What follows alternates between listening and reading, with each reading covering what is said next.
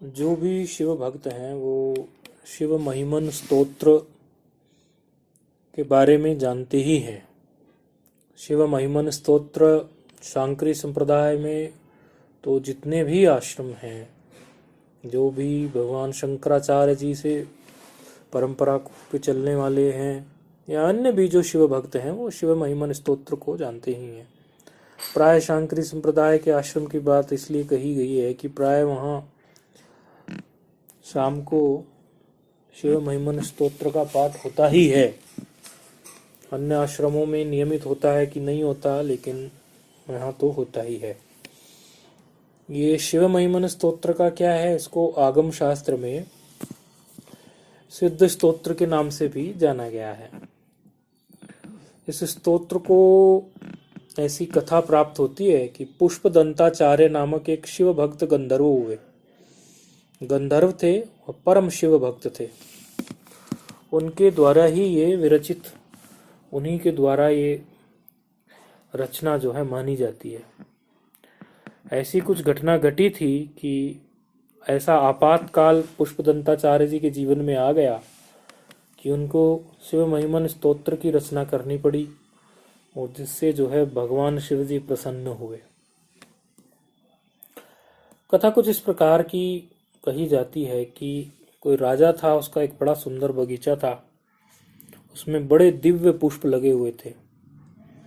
ये जो पुष्पदंताचार्य जी हुए गंधर्व, आचार्य इसलिए लिखा, देखो गंधर्व हैं, आचार्य शब्द है क्योंकि अच्छे ज्ञाता भी थे, ज्ञान अच्छा था उनको, तो आचार्य थे। संस्कृत इत्यादि का सभी प्रकार का ज्ञान था उनको।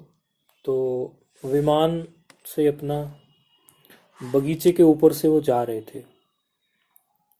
पुष्प बड़े सुंदर लगे हुए थे उस बगीचे में। तो प्राय जो भक्त होता है उसके हृदय में ये होता ही है, और जो जिनके प्रति जिनकी जो प्रीति होती है, तो यदि उसको कहीं भी कोई सुंदर वस्तु प्राप्त होती है तो जहाँ उसकी प्रीति होती है वो वहाँ उस सुंदर वस्तु को लेकर अर्पण करता है। ये लोक व्यवहार में भी हमने देखा है। किसी को कोई सामान कहीं पसंद आ जाए, कोई तीर्थ यात्रा करने कोई गया हुआ हो, अथवा तो कोई किसी अपने परिजन से मिलने कहीं गया हुआ हो, या कहीं नाते रिश्तेदार में गया हुआ हो, रिश्तेदारी में गया हुआ हो, तो वहाँ पर देखता है कोई सुंदर वस्तु किसी मिल रही है, तो अपने किसी जिसके प्रति उसकी प्रीति हो, बेटे के लिए, बच्चे के लिए, बच्ची के लिए, पत्नी के लिए, पति के लिए, भाई के लिए, माँ के लिए। हमारे भी बचपन में हम कई बार कुछ होता था तो कुछ चीज़ हमें ठीक लगती तो हम माँ के लिए कहीं से ले आते थे। हमें लगता चलो माँ को ये देंगे। कुछ छोटी मोटी चीज़ कोई ऐसी लगती थी कि माँ के लिए ये अच्छी रहेगी। तो प्राय जिसकी जहाँ प्रीति होती है वहाँ कोई सुंदर वस्तु प्राप्त होते ही वो उसको अर्पण करने का भाव उसको होता है। तो उन्हें लगा इसमें पुष्प तो बड़े सुंदर हैं, क्यों ना इनको भगवान को चढ़ाए जाए, महादेव को चढ़ाए जाएंगे। और राजा वैसे भी करेगा क्या इनका, भगवान से सुंदर तो कोई चीज नहीं है, भगवान से सुंदर तो कोई है नहीं चढ़ाने की जगह। ये तो श्रेष्ठ स्थान है भगवान के चरणों में चढ़ाने का। तो उसने इस प्रकार विचार किया। तो विमान को फिर नीचे उतारना पड़ेगा ही, तो विमान नीचे उतार लिया, पुष्प तोड़ लिए, और बड़े भाव से जो है उनने भगवान आशुतोष, देवों के देव महादेव का पूजन किया, और शिव सहस्त्र नाम से पुष्प चढ़ाए, शिव जी के सहस्त्र नाम के साथ पुष्प चढ़ाए। प्रातःकाल राजा अपने बगीचे में घूमने आया। उसने देखा कि बगीचे में मुझे ऐसा लग रहा है कि पुष्प जो हैं हमारे किसी ने तोड़ लिए। पहरेदारों इत्यादियों से पूछा, बोले देखो हमें तो कुछ पता नहीं चल रहा। उन्होंने सोचा चलो दूसरे किन्हीं पहरेदारों को रखते हैं, दूसरे किन्हीं रक्षकों को, रात के जो जागने वाले पहरेदार हैं, जैसे कॉलोनी में भी आजकल सीटी मारते हुए घूमते हैं पहरेदार, इस प्रकार कोई दूसरा रख लेंगे। चलो उन्होंने दूसरा रख लिया, हो सकता है इनको नींद आ गई हो, कोई और सचेत से रख लेंगे। तो उन्होंने जो है दूसरे पहरेदार रख लिए। इधर पुष्पदंताचार्य जी को जैसे जैसे पूजन किया इतने सुंदर पुष्पों से, उनको बड़ा आनंद आने लग गया। वैसे तो इसमें क्या है कि हालांकि इसमें एक सीख भी है। भले उसमें पुष्पदंताचार्य का कार्य श्रेष्ठ था पुष्प चढ़ाने का, लेकिन बिना किसी, जिसका अधिकार उस पुष्प पर है, जिसका बगीचा है, जिसका पेड़ है। एक बार हमें भी एक ब्रह्मचारी ने कहा कि ये आपके पास में ये जो पेड़ है, क्या हम इससे बेलपत्र तोड़ लें? हमने कहा आप बेलपत्र तो तोड़ रहे हैं, लेकिन ये जो पेड़ है ये हमारे अधिकार में नहीं है। इस पेड़ के स्वामी हम नहीं है। ये हमारे आश्रम में जहाँ हम रहते हैं ये हमारा आश्रम नहीं है। हम स्वयं यहाँ आश्रय पाए हुए हैं। तो और वस्तुतः इस आश्रम का भी ये पेड़ नहीं है। ये पेड़ तो दूसरे आश्रम में दिख रहा है। तो आप उनसे पूछकर तब तोड़ें। तब आपका जो है, उनका नियम था रोज जो है बेलपत्र चढ़ाने का, कि बेलपत्र ऐसे आए। तो भाव तो ये है। अब इसमें कई बार लोगों का विषय ये आ जाता है, वो विचार करते हैं कि भाई जंगल में हो या कहीं हो, तो वहां तो किसी का पता नहीं है किसका पेड़ है, तो हम कैसे करेंगे? तो फिर आप वहां प्रार्थना कर सकते हैं ईश्वर से, पेड़ के रूप में बैठे हुए ईश्वर से। वहां का अधिष्ठान देवता है, उस पेड़ का भी कोई देवता है। और पेड़ से वस्तुतः वैसे तो किसी भी पेड़ इत्यादि से आप कुछ लेते हो तो प्रार्थना करके ही लेना चाहिए। जो पहले अश्विन वैद इत्यादि या और भी, बल्कि लुकमान के बारे में भी ऐसा कहा जाता है कि वो पेड़ के पास बैठ के प्रार्थना करता था। अन्य भी जो हमारे वैद्य हुए सभी के बारे में कहा गया कि वो पेड़ के पास बैठ के प्रार्थना करते थे कि आप किस काम आ सकते हो। तो वो पेड़ उनको प्रेरित करते था कि आप, मैं इस बीमारी में काम आऊँगा। तो आप ऐसा नहीं समझे, चेतनता भरपूर है सब जगह पे। तो आप अपने मन में ये नहीं सोचें कि ये पेड़ यदि कोई वो नहीं करेगा तो पेड़ आप ऐसा समझने लगे कि पेड़ में तो चेतनता नहीं जान पड़ रही है, पेड़ में चेतनता नहीं है, तो हम ऐसे जो है, पेड़ की चेतनता नहीं है तो हम ऐसा सोचने लग जाएं कि पेड़ से क्या पूछना। नहीं, पेड़ से पूछ सकते हैं। और वो पेड़ यदि आपको ये पता चल गया कि वो जो पेड़ है वो कोई स्वामी उसका है, तो उसी से पूछना चाहिए। तो पुष्पदंत जी, क्योंकि कर्मकांड में ये दोष है, कर्मकांड की दृष्टि से ये दोष है कि आप जो पुष्प या फल जो भी चढ़ा रहे हैं उसमें आप जो है आपने उसके स्वामी से या उससे आज्ञा नहीं ली है, तो इस प्रकार से वो दोष उत्पन्न हो जाएगा। तो भाव तो अच्छा था, भावना की दृष्टि से तो सब ठीक है, लेकिन जो शास्त्रीय विधान है उसकी दृष्टि से गलत हो गया। तो पुष्पदंताचार्य जी ने ये काम किया तो दोष तो लगा इस बात का। पुष्प तो उन्होंने, भाव तो उनका सुंदर था इसलिए पुष्प तोड़ लिए, फिर से वो तोड़ने लगे। ऐसा उन्होंने ना 2-4 बार कर दिया। वो पता चलता नहीं था, क्योंकि गंधर्व थे तो साधारण मनुष्य के तो पकड़ में आ ही नहीं सकते, क्योंकि वो साधारण जीव तो है ही नहीं, वो तो देव कोटि के हैं। तो उसमें इस तरह से कोई, मतलब ले गए गंधर्व हैं, मतलब देव कोटि के क्या गंधर्व हैं, और उनकी शक्ति तो ज़्यादा होती ही है मनुष्य से। तो उनको लगा कि राजा को कि पता नहीं ऐसा कैसे हो रहा है। उन्होंने अपने आचार्य से, किसी से पूछा, राजा ने, जो भी पुरोहित या पंडित थे वहाँ पर, कि भाई आप गुरुजन, आप हमें बताइए ऐसा कैसे हो रहा है, बगीचे से रोज पुष्प गायब हो रहे हैं और हम तो पहरेदार भी कई बार बदलवा चुके हैं, ऐसा घटना बार बार कैसे घटते जा रही है। तो उन्होंने कहा एक काम कीजिए, यदि कोई देव कोटि का भी व्यक्ति होगा या कोई भी होगा तो वो अपनी शक्ति से ही तो ऐसा कर रहा होगा। आप एक काम कीजिए, इस बगीचे में जगह जगह पर शिव जी को चढ़ा हुआ कोई निर्माल्य बिखेर दीजिए। जो भी शिव जी को चढ़ाया हुआ आपने है वो सब बिखेर दीजिए, उसको पता नहीं चलेगा। और वो कितनी भी बड़ा शक्तिशाली व्यक्ति हो, उसका चरण तो पड़ेगा उस पर, जब वो नीचे उतरेगा या कहीं से आएगा या बगीचे में लेने आएगा, तो उसके फिर जो पुण्य थे वो कम होंगे, उससे फिर वो पकड़ में आ जाएगा। हुआ यही, शिव जी को जो चढ़ा हुआ जो होता है वो तो शिव स्वरूप ही होता है। शिव जी को जो चीज़ चढ़ाई गई वो शिव स्वरूप ही है। तो वो उन्होंने बिखेर दिया, तो उस पर उनका पैर पड़ा पुष्पदंताचार्य जी का। तो ये शिव जी का अपमान हुआ। तो शिव जी का अपमान हुआ तो फिर उनकी बुद्धि जो थी वो थोड़ी हल्की हुई और उनकी जो शक्ति थी वो भी कम हुई। तो वो जो सिद्धि उनके पास थी वो नष्ट हो गई। अब वो पुष्प तोड़ने आए थे और उस पर उनका ध्यान तो पड़ा नहीं था। तो ऐसे उनकी जो है शक्ति सच में ही जैसी बताई थी कि नष्ट होगी, वो हो ही गई। तो उनको बड़ा मतलब अब विमान में बैठ के वो उड़ना चाहे तो विमान उड़े नहीं, शक्ति नहीं है, संकल्प से चलता है विमान। कोई पेट्रोल डीजल का तो खेल नहीं है कि आज के ज़माने के पेट्रोल डीजल हैं उसी से चल रहा है, वो तो संकल्प से चलता है। तो उनको फिर लगा ये क्या हुआ, उन्होंने देखा अरे ये तो शिव जी का अपमान हो गया, इस कारण से मैं चल नहीं पा रहा हूँ। तो बड़े दुखी हुए, बड़े दुखी होके, शिव भक्त तो थे ही, शिव जी की इतनी आराधना करते थे, तो मुंह से उनके हर हर हर ऐसा निकलना शुरू हो गया। तो हर हर हर जैसे ऐसे निकला तो विमान में कुछ गति आई, मतलब शिव जी का नाम उन्होंने, क्योंकि हर का तो हर शब्द ही ऐसा है कि हरति दुखानीति हर, जो दुख को हर ले वही हर है। ये हरणे धातु से बनता है, ये हर जो शब्द है ये हरणे धातु से बनता है। तो उन्होंने जब इस प्रकार किया, गति आई, तो वो समझे कि ओहो ये तो भगवान शिव जी से ही सब हो सकता है, उन्हीं का अपमान हुआ, उन्हीं की स्तुति इत्यादि करेंगे तो सब ठीक हो जाएगा, और वो मेरे सारे कष्ट जो हैं वो ही दूर कर सकते हैं। और मेरे अंदर ये कुछ अहंकार आ गया होगा जिसके कारण मैं कहीं से कुछ भी फूल लेके चल दिया बिना किसी की आज्ञा ले, इस तरह से मेरी बुद्धि ही खराब हो गई। तो उन्होंने जो है ऐसा जब विचार किया कि ये तो बड़ी दिक्कत हो गई, तो अब मैं यदि इनकी भगवान शिव जी को ही प्रसन्न करूंगा तो ये बात ठीक हो जाएगी। ये बात समझ आ गई उनको कि समस्या कहाँ है तो समाधान भी वही है। समस्या और समाधान भिन्न भिन्न स्थान पर तो रहते नहीं है, जहाँ से समस्या पैदा हुई है समाधान वहीं से निकल जाएगा। उन्हें लगा शिव जी का अपमान हुआ है तो शिव जी को प्रसन्न करने से ही इसका सलूशन भी निकल आएगा। तो उन्होंने वहाँ पर फिर जो है शिव महिमन स्तोत्र की रचना की।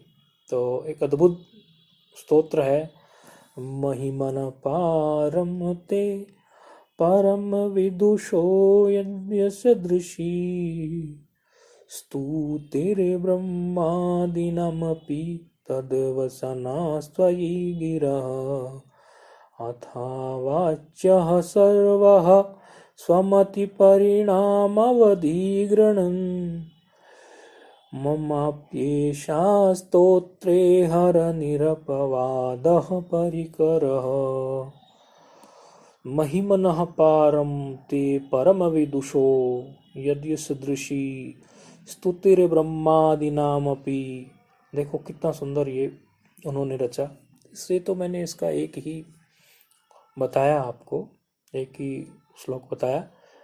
तो उन्होंने संबोधन किया हर हर हर हर हर, ऐसा अंतिम पंक्ति में कहा ना, मम प्येषा स्तोत्रे हर निरपवादः परिकरः। हर हर, हे संपूर्ण दुखों को हरने वाले महादेव, ब्रह्मादि नाम गिरः अपि। अरे महादेव आप तो सर्वज्ञ, ब्रह्मादि देवों की वाणी भी त्वयि आप में अपर्याप्त है, अवसन्ना मना अपर्याप्त है, तत्ते तो निर्गुण होते हुए भी आपकी महिमन अर्थात महिमा के परम परम पारम अर्थात अंतिम सीमा तक, अविदुषः स्तुति, अविदुषः अल्पज्ञ जीव को अविदुषः की स्थिति, मतलब मैं कोई विद्वान नहीं हूँ, अल्पज्ञ जीव हूँ। अविदुषः स्तुति, मेरे अल्पज्ञ जीव की द्वारा जो स्तुति आपकी की जा रही है, यदि असदृशी, यदि आपके अनुरूप नहीं है जो मैं कर रहा हूँ तो कोई आश्चर्य नहीं है। अथ इस प्रकार स्वमिति परिणाम अवधि, अपनी बुद्धि की योग्यता के अनुरूप, गृहणन स्तुति करते हुए, सर्व सभी, अवाच्य आक्षेप रहित, निर्दोष जो है, स्तोत्रे आपकी स्तुति के विषय में, ममपि मेरा भी, एषः परिकरः ये प्रयत्न निर्दोष ही है। कहना क्या चाह रहे हैं, हर शब्द तो संबोधन है, स्तुति जो होती है वो गुण का कथन होती है, और गुण कथन जो होता है वो ज्ञान के अधीन होता है। किसी के गुण का यदि हम कथन करेंगे तो वो तो ज्ञान के अधीन होगा।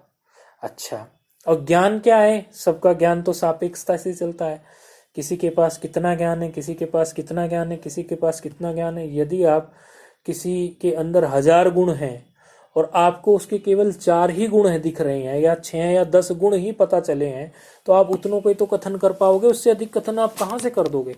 मानो किसी करोड़पति व्यक्ति है और आपको ये लगता है कि उसके पास तो केवल 5 लाख रुपए हैं, तो आप उसको लखपति कह के संबोधन करोगे, तो ये तो निंदा ही हो गई ना उसकी। आप किसी करोड़पति को लखपति कह के संबोधन करोगे तो उसकी निंदा हो गई, तो बड़ी समस्या आ गई यहाँ पे। तो अब जो महादेव हैं उनके जो गुण हैं, उनके सारे गुण मैं अल्पज्य जीव तो जानता ही नहीं हूँ। जब मैं उनके सारे गुण जानता ही नहीं हूँ तो उनके सारे गुणों को मैं कथन कैसे कर सकता हूँ, ये तो बड़ी समस्या आ गई। क्योंकि ये जितना मुझे ज्ञान है, और आप तो परमेश्वर हैं, अनंत गुण वाले हैं, 10 20 50 गुण की भी बात नहीं, अनंत गुण वाले हैं। और स्वरूप से देखो तो आप निर्गुण हैं, और यदि आप सगुण विग्रह की दृष्टि से देखो तो आप अनंत गुण वाले हैं। दोनों ही बातें हैं। यदि आप स्वरूप से देखो तो आप निर्गुण हैं, और यदि आपको स्वरूप सगुण विग्रह में देखे तो आप अनंत गुण वाले हैं। तो आप अनंत गुण वाले भी हैं, निर्गुण भी हैं आपका। फिर मैं कैसे आपकी स्तुति करूं? मेरी तो स्तुति करने में दोष आने की बहुत संभावना है। इसीलिए उन्होंने कहा कि मैं आपकी स्तुति मुझसे हो ही नहीं सकती, आपकी स्तुति करने में मैं समर्थ ही नहीं हूं। यही बात इन्होंने कही है, महादेव आप तो सर्वज ब्रह्मादि देवों की वाणी भी आप में अयोग्य है। तो आप निर्गुण होते हुए, सगुण होते हुए, सभी रूपों में स्वरूप दृष्टि से देखेंगे तो आप सगुण भी हैं और निर्गुण भी हैं। आप स्वरूप दृष्टि से देखेंगे निर्गुण हैं, और आप गुण वाला देखेंगे तो आप सगुण भी हैं। आपकी महिमा का मैं कैसे अल्पज्य जीव स्तुति कैसे कर सकता हूँ? और मेरे द्वारा की गई जो स्तुति है वो, उसमें तो त्रुटि होने के सच में ही चांस है। तो इसलिए ये स्तुति करते हुए पुष्पदंताचार्य का कहना यही है कि मैं अल्पज्य जीव हूँ, मेरे द्वारा जो की गई स्तुति है वो आपके योग्य हो ही नहीं सकती। और मुझे इसमें कोई आश्चर्य नहीं है कि ये स्तुति आपके योग्य नहीं है, क्योंकि जीव तो अल्पज्य ही है, वो जानता ही कितना है। और सबसे बड़े आश्चर्य तो ये है कि जो सर्वज्ञ हैं उनकी वाणी भी आपकी स्तुति के विषय में कुंठित हो जाती है। तो मैं तो सर्वज्ञ भी नहीं हूँ, मैं तो अल्पज्य हूँ। तो आपके संपूर्ण गुणों का तो कोई भी वर्णन नहीं कर सकता, तो मैं क्या वर्णन करूंगा? आपकी स्तुति सर्वज्ञ करने में भी यथायोग्य समर्थ नहीं है, उनको भी इतनी योग्यता नहीं है। और सर्वज्ञ ब्रह्मादि, ये कहा ना, ब्रह्मादि, जो ब्रह्मादि हैं वो ब्रह्मादि सर्वज्ञ, सर्वज्ञ क्यों ना? अल्पज्ञ और सर्वज्ञ का क्या है? अल्पज्ञ तो ये जीव है ही, और सर्वज्ञ, सर्वज्ञ जीव किसको कहा गया है? जो सबसे जो उत्कृष्ट अवस्था का जीव है वो ब्रह्मा जी ही है। तो ब्रह्मा जी जैसे जो हैं, ब्रह्मादि जो हैं, वो आपकी स्तुति नहीं कर सकते। तो यदि मुझसे स्तुति नहीं होगी तो कोई आश्चर्य की बात नहीं है। आकाश का अंत भला कोई जान पाया है क्या? कोई पक्षी उड़ेगा तो कितना नाप लेगा उसको? 10 किलोमीटर, 50 किलोमीटर, 400 किलोमीटर, जितनी जिसकी सामर्थ्य है वो अपनी सामर्थ्य के अनुसार वो पक्षी आकाश में उड़ेगा, नाप लेगा। आकाश की सीमा तो गरुड़ जैसा बड़ा पक्षी भी नहीं कर पाया, तो कौवा में तो कौवा भी नहीं हूँ, कौवा भी गरुड़ जैसा पक्षी जब नहीं नाप पाया आकाश को, मैं तो कौवा भी नहीं हूँ। तो इस प्रकार भाव में पुष्पदंताचार्य भर गए हैं। आपके गुणों का कोई पार थोड़ी है, आप तो सर्वज्ञ हैं। आप जो सर्वज्ञ हैं वो नहीं कर पा रहे, तो मुझ जैसे अल्पज्ञ की बुद्धि जो है वो वहां पहुंचेगी कि नहीं? और उस प्रकार से वो बार बार ये श्लोक को लिख के उन्होंने अपनी अल्पज्ञता ये दिखाई हुई है। और हमारा जो वैदिक सिद्धांत है उसमें परमात्मा को 3 रूप में कहा गया है। निर्गुण निराकार जो कि ब्रह्म ही है, सगुण निराकार जो कि ईश्वर तत्व है, जिसको ईश्वर कहते हैं। अच्छा, ईश्वर भी निराकार है, परंतु उसमें क्या है? माया शक्ति विद्यमान है, तभी तो वो जगत को उत्पन्न करता है। आपकी उपनिषदों में छांदोग्य इत्यादि में स्पष्ट बात आई है, तदेक्षम बहुश्याम प्रजाये। छांदोग्य उपनिषद 6:2-3 में आया ही है, तदेक्षम बहुश्याम प्रजाये। और आपकी कृपा शक्ति का आलंबन करके विभिन्न प्रकार के रूप भी हैं, ये भी बात आई है। कर्पूर गौरम करुणावतारम संसार सारम भुजगेंद्र हारम, ये सगुण साकार रूप है आपका। देखो, निर्गुण निराकार जो ब्रह्म है वही, और सगुण साकार के लिए कर्पूर गौरम करुणावतार संसार सारम भुजगेंद्र हारम, ये सगुण साकार रूप भी है। तो सारा विश्व भी सगुण साकार रूप ही है। तो इस प्रकार वो करके आगे फिर से श्लोक में बोलेंगे और फिर से स्तुति में कहेंगे। क्या कहते हैं? अतीतः पंथानम तव च महिमावागमंसयोर तद्व्यावृत्यायं चकितमभिधत्ते सुतिरपि स कस्यास्तोतव्यः कतिविध गुणः कस्य विदय कस्य विषयः पदे त्व पदे त्वा पदे त्ववरचीने पतति न मनः कस्य न वचः। क्या कह रहे हैं वो? पदे त्ववराचीने पतति न मनः कस्य न वचः। इसमें कह रहे हैं कि ये जो मैं आपकी महिमा वाणी और मन के द्वारा करना चाह रहा हूँ, पंथानम, तो पहुँचे जो मेरी वाणी और मन से परे है, और मैं वाणी और मन से कर रहा हूँ। तो जिस महिमा को श्रुति अपि वेद श्रुति, हाँ, वो भी चकित हैं, वो भी भयभीत हैं, वो भी पूरी नहीं कर सकते। चकितम, ऐसा है ना, चकितम अभिधत्ते श्रुतिरपि, वो भी चकित हैं। और अतद्व्यावृत्या ब्रह्म भिन्न संपूर्ण प्रपंच के निषेध से जो अभिधत्ते, जो कथन कर रहा हूँ, सह, वह परमात्मा जो है, शिव तत्व जो है, कस्य स्तोतव्य, किसकी स्तुति का विषय हो सकता है भला? कतिविध गुण, कितने अनंत गुण वाला है। कस्य विषह, यदि निर्गुण परमात्मा को भी लिया जाए तो वह किसका विषय बनेगा। अर्वाचीने पदे, कृपावशात धारण किए नवीन सगुण साकार रूप में भी कस्य मनः, किसका मन न पतति, प्रवृत्त नहीं होता, न वचः, और किसकी वाणी स्तुति में प्रवृत्त नहीं होती। कहते हैं पुष्पदंताचार्य जी कि हे महादेव, भक्तों के दुखों को हरण करने वाले भगवान, आपकी महिमा तो बड़ी निराली है।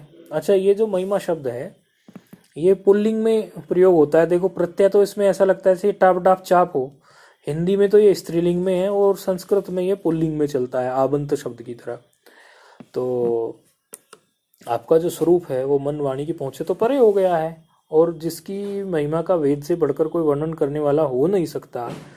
तो जिसको वेद भी भयभीत होकर और विस्मय इसमें पढ़कर अतद व्यावृत्ति के द्वारा ही कहता है। तद शब्द का अर्थ होता है परमात्मा, और अतद शब्द का अर्थ होता है न तद इति अतद, जो परमात्मा नहीं है वही अतद है, अर्थात जगत।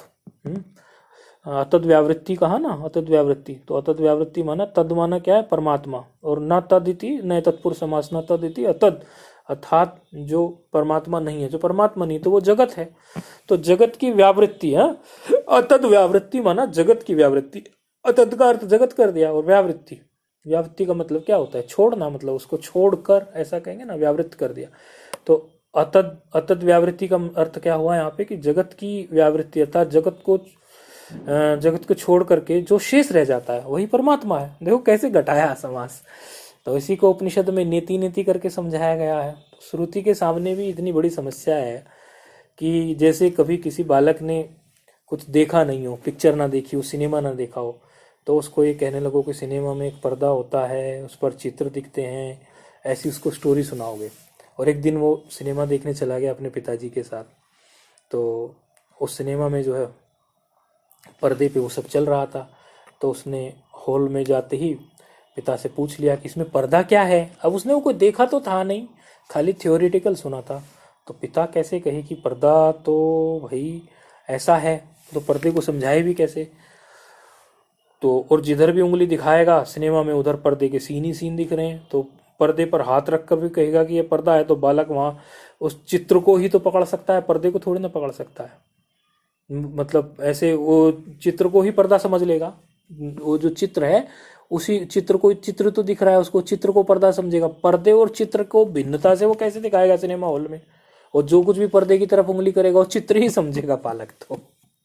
तो कोई कहने का मतलब बनेगा नहीं उसको, तो बड़ा कठिन हो गया। तो श्रुति में भी समझाने की बात जब आएगी तो वो आत्मा रूप पर्दा है या, और श्रुति तो नेति नेति नेति नेति करके वो सब चित्रों का, ये सारे आत्मा तो मतलब पर्दा रूप है, मूल है, मतलब अधिष्ठान है।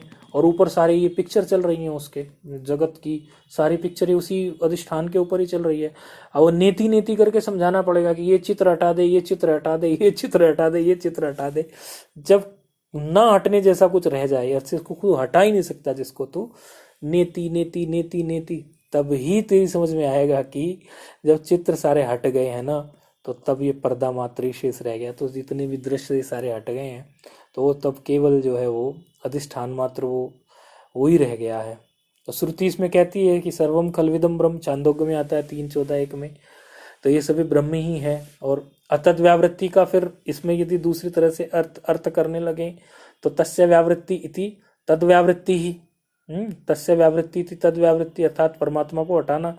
और न तद व्यावृत्ति ही इति अतद व्यावृत्ति ही, अर्थात परमात्मा को हटाना नहीं, सब कुछ परमात्मा ही है। देखो, सर्व खलविदम ब्रह्म की दृष्टि से भी यदि इसका हम विचार करें तो वो किया जा सकता है अतद व्यावृत्ति ही शब्द का, कि तस्य व्यावृत्ति इति तद व्यावृत्ति ही, ये ऐसा कर लिया हमने विग्रह, यानी परमात्मा को हटाना। और न तद व्यावृत्ति इति अतद व्यावृत्ति, जो तद व्यावृत्ति नहीं है वो अतद व्यावृत्ति है, अर्थात परमात्मा को हटाना नहीं है, सब कुछ परमात्मा ही है। इस प्रकार श्रुति परमात्मा का निषेध मुख से भी बात कर देगी नेति नेति में, और विधि मुख से सर्वम खलविदम ब्रह्म को ये अतद व्यावृत्ति की दृष्टि से घटा के भी श्रुति इस प्रकार कह सकती है।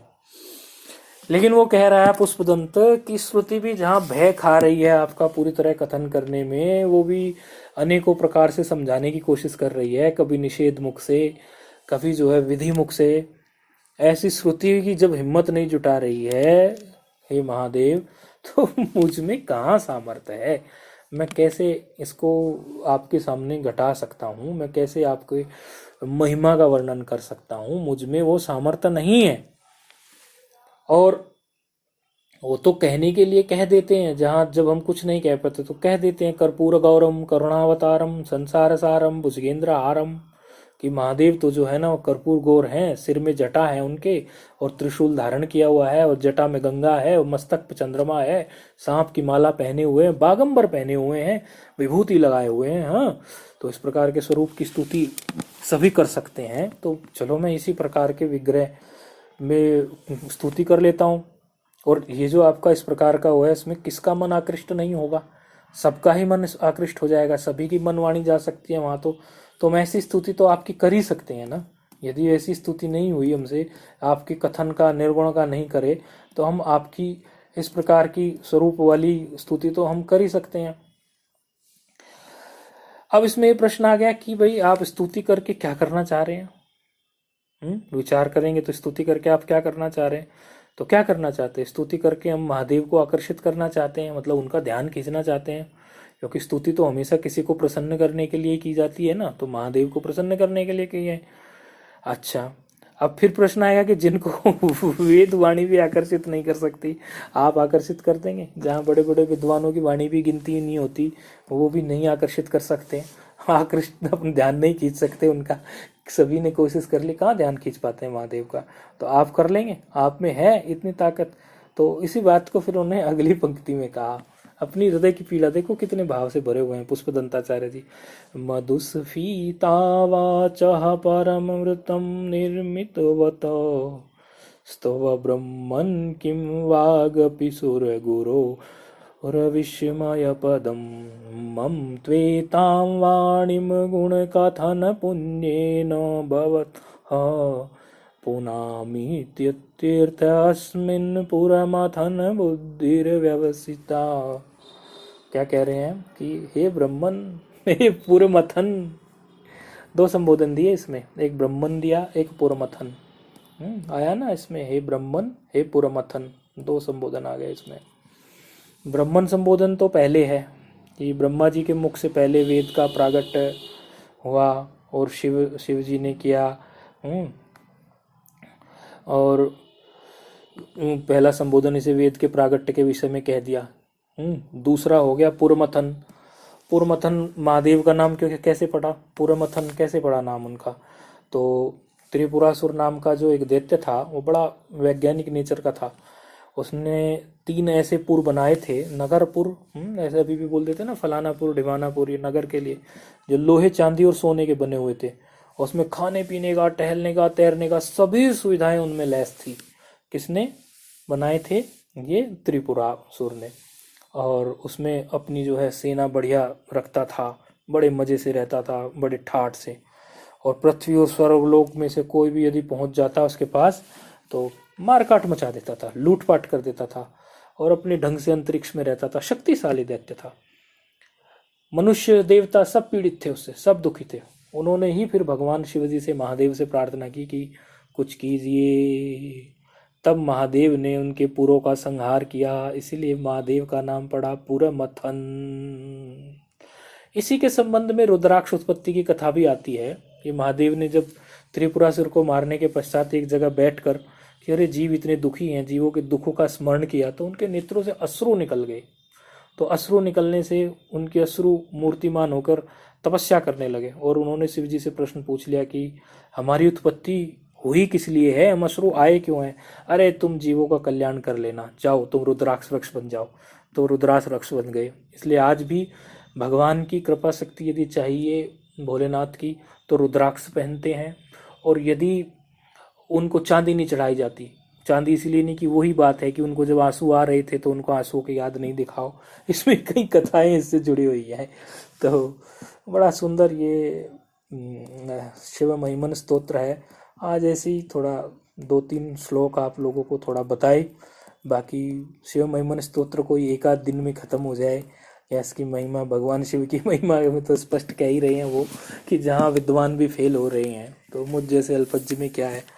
और मैं तो पुष्पदंत जैसी योग्यता वाला भी नहीं हूँ। पुष्पदंत ने तो इतनी अच्छी स्तुति करके घटना में गढ़ दी, हमारे अंदर तो पुष्पदंत जैसी योग्यता भी नहीं है। तो हम तो उनके गढ़े हुए को एक आध घंटे में, आधे घंटे में समझा दें उनकी रचना को, ये हम में भी संभव नहीं है। बस जितना बता पाए, कह पाए, आज ऐसा कुछ माहौल बना वो सब कह दिया। बाकी महादेव क्षमा करें, उनकी महिमा को कहने में कोई ना कोई त्रुटि तो अवश्य हो ही गई होगी, क्योंकि उनकी महिमा को कैसे कह सकते हैं। तो इसी में विराम करते हैं। ओम नमो नारायणाय।